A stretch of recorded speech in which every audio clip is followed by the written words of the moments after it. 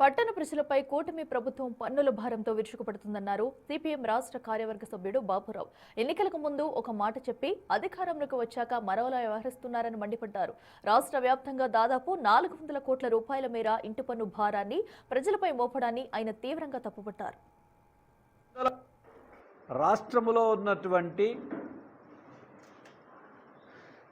పట్టణ ప్రజలు 1,50,00,000 మంది ఉంటే వాళ్ళ మీద హామీలు అమలు చేయకపోగా 400 కోట్ల రూపాయలు ఇంటి పన్నులని, ఆస్తి పన్నుని మళ్ళీ మొన్న ఏప్రిల్ 1వ తేదీ నుండి మరోసారి పెంచారు. గతంలో వైసీపీ ప్రభుత్వం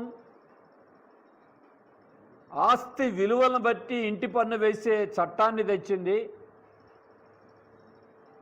మేము వస్తే దాన్ని సమీక్షించి రద్దు చేస్తామని ఎన్నికలలో హామీ ఇచ్చారు. కానీ 2 ఏళ్ళు గడిచిన దాన్ని రద్దు చేయకపోగా గత ప్రభుత్వ బాటలోనే ఈ ప్రభుత్వం కూడా నడుస్తూ ఉంది. ఇప్పుడు ఇంటి పన్నుల్ని గత 6 ఏళ్లలో 2021 నుండి ఇవాల్టి వరకు చూస్తే 130% ఇంటి పన్నులు పెరిగినాయి. అభివృద్ధి పన్నులలో అభివృద్ధి కనపడతా ఉంది, భారాలలో అభివృద్ధి కనపడతా ఉంది తప్ప పనులు చేయటంలో అభివృద్ధి లేదు.